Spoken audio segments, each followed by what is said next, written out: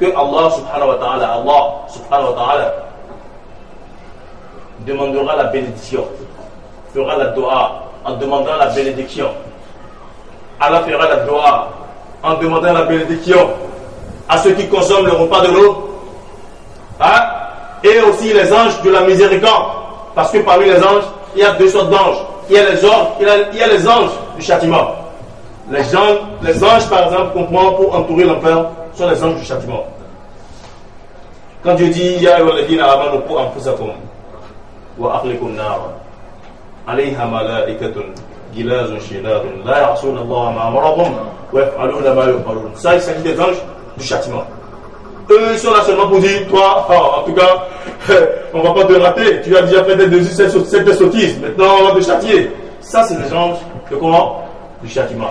Et c'est de la même manière aussi, il y a les anges du Rahma. Les anges du Rahma. Allah subhanahu wa ta'ala et les anges de la miséricorde, eux tous vont prier sur quelqu'un qui fait quoi? Qui consomme le repas de l'eau. Chers frères à l'islam, moi je me pose une question. Quand je dis Ya Rabbi ati, oh Seigneur donne-moi, Ya Rabbi, Ya Rabbi kromli, oh Seigneur pardonne-moi, c'est moi qui demande à Dieu, si c'est lui qui va me donner. Mais quand Dieu lui-même fait cette doigt, qui va me donner ça? C'est comme on dit Inna Allah wa malaikatahu yusalluna ala an-nabi Ya ayyuhalladhina amanu sallu alayhi wa sallimu taslima. Que Allah subhanahu wa ta'ala et ses anges, d'autres auraient traduit ça par prie. Ils auraient dit que Allah et ses anges prient pour le prophète Mohammed sallallahu. Allah va prier à qui? La compréhension de cela, tout simplement, c'est que Allah subhanahu wa ta'ala s'est fait une injonction de combler ceux qui mangent le repas de l'eau d'une forte miséricorde, tant ici qu'à l'au-delà. Voilà ce que ça veut dire. Donc, et maintenant, quant au doigt des anges sur nous, c'est que c'est Allah qui va l'accepter. Voyez-vous, ça veut dire que quelqu'un qui mange, quelqu'un qui se lève et qui prend le repas de l'eau, il sait qu'il a déjà des points de garantie. Vous savez, quand je demande à Allah subhanahu wa ta'ala, Dieu peut rejeter. Il peut rejeter. Vous savez, dans notre hadith, la preuve de ce que nous pouvons savoir que Dieu peut rejeter, c'est quoi? Il dit Inna Allah la yuraddu da'wat al-mazlum. Que Allah subhanahu wa ta'ala ne rejette pas l'invocation de nos premiers. Allah subhanahu wa ta'ala ne rejette pas l'invocation de nos premiers. Ça veut dire que il peut rejeter d'autres invocations. Il est vrai que Allah subhanahu wa ta'ala il a dit quoi? Il a dit Ud'uni astajib lakum. Appelez-moi, je vais vous reprendre. Ud'uni astajib lakum. Maintenant, peut-être, lorsque tu appelles mal, il ne va pas te reprendre. Ud'uni astajib lakum. Wa idha sa'alaka 'ibadi 'anni fa inni qaribun ujibu da'wata ad-da'i idha da'an falyastajibu li wal yu'minu bi. Oui, qu'il m'appelle, mais il y a une condition. La condition, c'est qu'il croit en moi. Ud'u Allah wa antum muqinuna bil ijaba. Implorez votre Seigneur tout en étant sûr que Dieu vous donnera cela. S'il n'y a pas cette condition, s'il n'y a pas cette foi en ce que Dieu va vous donner ce que vous avez demandé, vous ne l'aurez pas. C'est pourquoi il faut seulement avoir la foi en Dieu et la foi en son foi. Il faut avoir la foi en Dieu et avoir foi en sa confiance vers Dieu. Avoir foi en sa foi consiste à croire que sa foi peut sauver. Mais lorsque vous croyez que votre foi ne peut pas vous sauver, vous êtes déjà exposé. Vous êtes bipable. On peut vous biper. Vous êtes bipable. Quelqu'un qui n'a pas foi en sa foi est bipable. On pourra le biper. Mais quand il croit en sa foi, il a croyance en sa propre croyance, il n'est pas bipable. Parce que là, il n'a pas la carte sur du Satan. Il est déconnecté du système du Satan. Voyez-vous. Donc, par ceci, nous devons savoir que Allah subhanahu wa ta'ala il demande la bénédiction à ceux qui font quoi?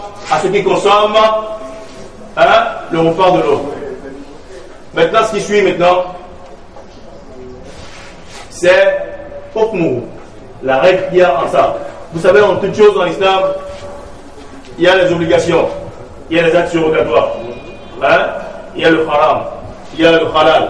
et ainsi de suite. Maintenant, ceci-là, est-ce une obligation de manger la nourriture de l'homme, le repas de l'homme?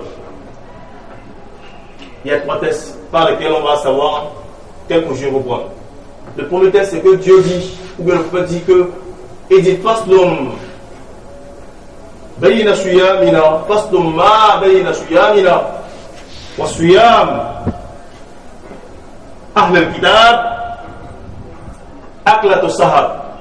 Que la différence qu'il y a entre notre jeûne et le jeûne des gens du livre, c'est quoi? C'est le repas de l'homme.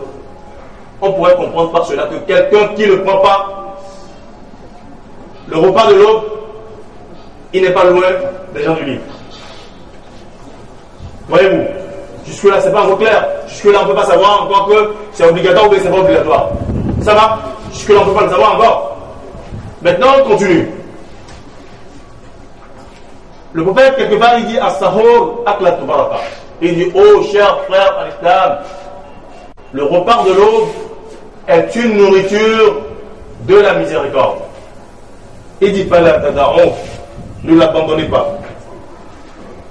Ne l'abandonnez pas. C'est-à-dire, il y a une interdiction à l'abandonner. La tada'on, ne le délaissez pas. Ne la délaissez pas, ne le délaissez pas. Quand il s'agit du repas ou bien de la nourriture.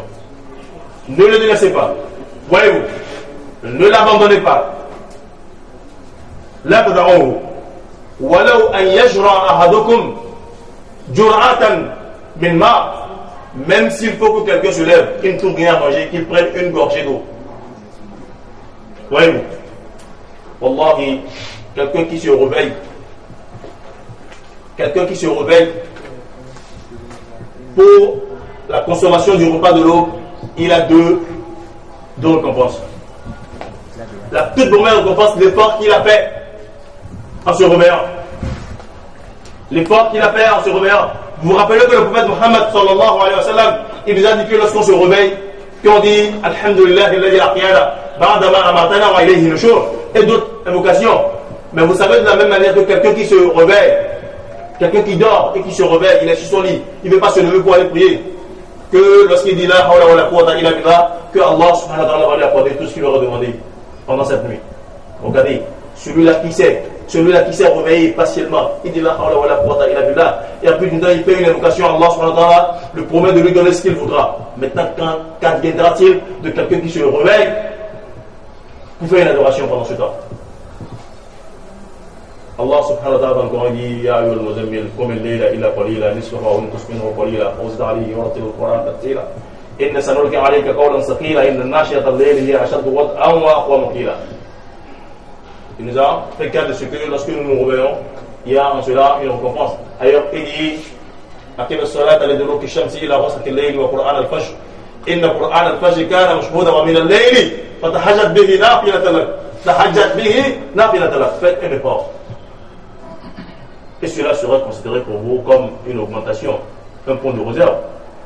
Voyez-vous, quelqu'un qui se lève, non seulement qu'il a une récompense pour son effort qu'il a fourni, et ensuite s'il a la baraka dans ce qu'il consomme. Allah subhanahu wa ta'ala dit qu'il veut que nous soyons des musulmans forts. On dit un croyant fort vaut mieux qu'un croyant faible. Je vous ai raconté l'histoire d'un des Sahaba. On passera à cela tout à l'heure. Inch'Allah. Donc, dans ceci maintenant, il y a lieu. Le prophète Mohammed, il a fait une interdiction de laisser le repas de jeûne. Voyez-vous. Et ensuite, maintenant, il impose maintenant finalement, il dit Tasaharu. Maintenant, je vous dis de prendre le repas de l'aube. Walau bijir atiminma, même ne fût-ce que avec une gorgée d'eau. Maintenant, je vous impose. Voyez-vous. Maintenant, regardez tout à l'heure, j'avais dit qu'il y avait une permission aux gens de faire ce que c'est que la wissole. Maintenant, il y a une permission. Il y a une permission de ne pas faire. Il y a une permission de ne pas faire quelque part. Il y a un texte qui parle d'une permission de ne pas faire. Le second texte parle d'un autre de faire. Le troisième texte fait une interdiction de ne pas faire. Lorsque nous prenons ces trois textes-là, on peut les ranger en deux. D'un bloc, il y aura un texte qui parle de la permission, et de l'autre, il y a un texte qui parle de l'interdiction.